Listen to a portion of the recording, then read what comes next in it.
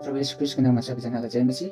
यहाँको बिचमा म विश्वासीहरूको भिन्नताको विषयमा म मेरो विचारहरू लिएर आएको छु। अनि जसमा चाहिँ मण्डलीमा चाहिँ दुई प्रकारका मानिसहरू हुन्छन्।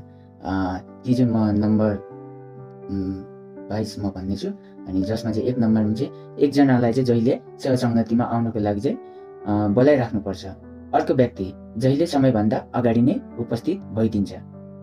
नम्बर 2, एकजना जहिले ढिलो आउँछ मण्डलीमा र सबैभन्दा छिटो निस्किनु खोज्दछ। अर्को व्यक्ति सबैभन्दा अघि आएर मण्डलीको सरसफाइदेखि लिएर सबै कुरा व्यवस्थित राख्ने हुन्छ र अन्तिममा समयसम्म बसेर जाने हुन्छ।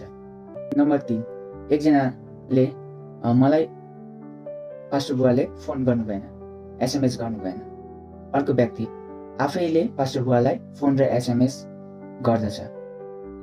नम्बर 4, एकजना म भएन भने केही पनि चल्नै सक्दैन यस मण्डलीमा। अर्को व्यक्ति परमेश्वर बिना म केही पनि होइन। नम्बर 5, एकजना मलाई हेरेर मेरो बारेमा वचन घोची घोची भन्नुभयो। अर्को व्यक्ति आजको वचन मेरो आत्मिक सुधारको लागि थियो। नम्बर 6, एकजना आफ्नो बाइबल पनि फोनबाट हेर्छ। अर्को व्यक्ति आफ्नो बाइबल साथमा लिएर आउँछ। नम्बर 7, एकजना सङ्गति सकेपछि आफ्नो ठाउँमा बसिरहन्छ ताकि विश्वासीहरू पास्टर मेरो ठाउँमा आएर मलाई हात मिलाएको होस् र जय मसीह भनेको होस्। अर्को व्यक्ति नम्र भएर सबैसँग मिल्न जान्छ। नम्बर 8, एकजना मुख खुम्चाएर बस्दछ। अर्को व्यक्ति आनन्दित भएर बस्दछ।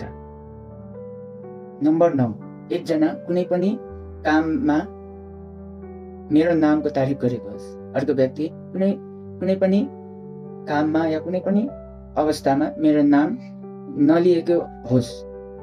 नम्बर 10, एकजना शनिबार आफ्नो घरमा बस्छ।